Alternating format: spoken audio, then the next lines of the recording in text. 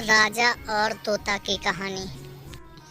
एक समय की बात है, किसी एक राज्य में हरिशंकर नाम का राजा राज करता था। उस राजा के 3 बेटे थे। उसकी ख्वाहिश थी कि वह उसका सबसे काबिल बेटा उसकी राजगद्दी संभाले, लेकिन वह इस बात को लेकर संभय में था कि तीनों में से किसे वह अपना राजपाट सौंपे। एक दिन राजा को एक तरकीब सूझी। उसने उसी समय अपने तीनों बेटों को बुलाया और कहा, आज मैं तुम सब एक से एक सवाल पूछता हूँ।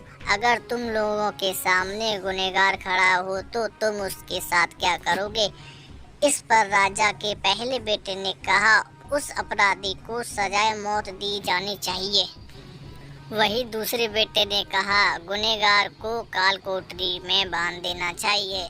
जबकि तीसरे बेटे ने कहा, पिताजी, हमें उसे सजा देने से पहले इस बात की जांच करनी चाहिए कि उसने सही में अपराध किया है या नहीं। इस पर राजा के तीसरे बेटे ने सभी को एक कहानी सुनाई। एक राजा था जिसके पास एक बुद्धिमान तोता था। एक बार उस तोता ने महाराज से कहा, मुझे अपने माता और पिताजी के पास जाना है। राजा ने उसकी बात नहीं मानी, लेकिन तोता ने हार नहीं मानी।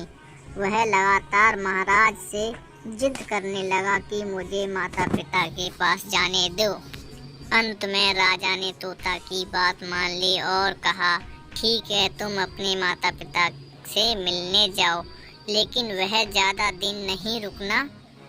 राजा ने तोता के केवल 5 दिन ही अनुमति दी और कहा, तुम 5 दिन में अपने परिवार वालों से मिलकर लौट आना।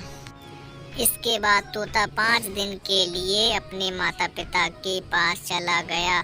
छठे दिन जब वह राजा के पास लौट रहा था तो उसने सोचा कि क्यों ना वह महाराज के लिए कुछ अपराध ले लिया जाए कि वह पर्वत की ओर निकल पड़ा। हर दरअसल पर महाराज के लिए अमृत फल लेना चाहता था। वह पहुँचते पहुँचे रात हो गई। तोता ने पर्वत पर पहुंचकर फल तो ले लिए, लेकिन रात हो जाने के कारण वह आगे नहीं बढ़ा और वहीं रुक गया। उस रात जब तोता सो रहा था तभी एक सांप वहां आया और उसने राजा के लिए एक अमृत फल को खाने लगा। सांप ने फल को खाया, इस कारण उस फल में जहर फैल गया था। हालांकि तोते को इस बात की भनक तक नहीं थी। अगली सुबह जब वह जगा तो फल लेकर महल की ओर चल पड़ा। जब वह महल पहुंचा तो खुशी खुशी सीधे राजा के पास गया और कहा, महाराज, मैं आपके लिए वह अमृत फल लेकर आया हूँ। आप इसे खाएंगे तो सदा के लिए अमर हो जाएंगे। वह सुनकर राजा काफी प्रसन्न हुआ। उन्होंने तुरंत उस अमृत फल को खाए के लिए मांगा और पर एक मंत्री ने कहा, जरा रुकिए महाराज, आप इस फल को बिना जांच के लिए कैसे खा सकते हैं? एक बार यह देख तो लीजिए कि तोता द्वारा लाया गया यह अमृत फल सही है या नहीं। राजा उस मंत्री की बात से सहमत हुआ और कहा कि तुरंत इस फल की एक कुत्ते को खिलाया जाए। राजा को आदेश पाकर सैनिक ने फल को एक टुकड़ा कुत्ते को खिलाया। फल खाते ही कुत्ता की मौत हो गई। यह देख राजा गुस्से से आग बबूला हो गया और उसने क्रोध में आकर तलवार से तोता के सिर को काट दिया, साथ ही फल को फेंकवा दिया। कुछ साल बाद ठीक उसी स्थान पर एक पौधा निकल आया और यह राजा को लगा कि यह उसी जहरीले का फल का पौधा है। उसने सभी को आदेश दिया कि इस पेड़ पर फल कोई नहीं खाएगा। कुछ दिन बाद एक वृद्ध व्यक्ति उस पेड़ के नीचे आराम करने के लिए रुका। उसे भूख भी काफ़ी जोर से लगी थी।